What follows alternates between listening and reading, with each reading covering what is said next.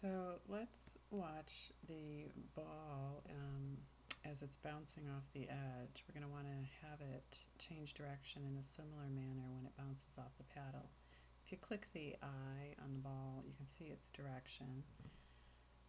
When we're bouncing, if it's at 135, notice it goes to 45, and then 45, I did negative 45. And so on, and basically the bounce, the new position or the new direction would be 180 minus whatever its current direction is.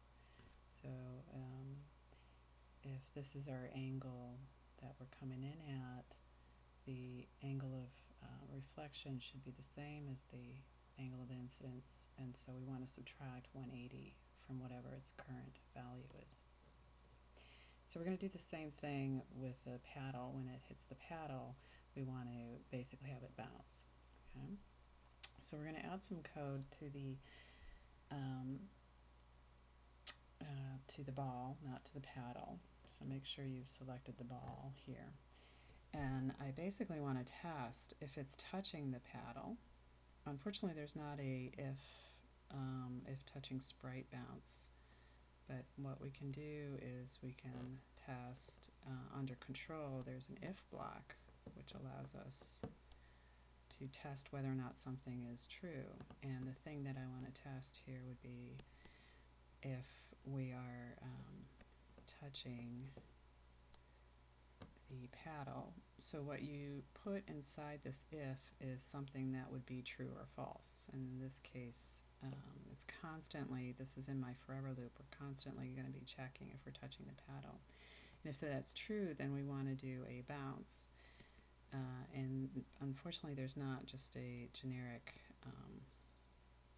bounce block. So what we have to do is we're going to change the direction.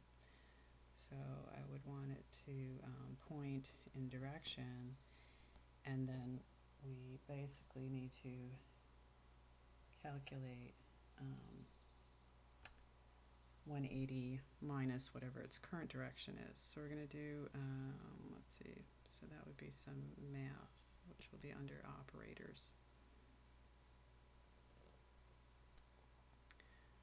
And so the new direction should be 180 minus, and then if we go back to motion, we can ask the ball for its current direction. Okay, so now when we hit the green flag, whenever we hit the paddle, we can see we're bouncing.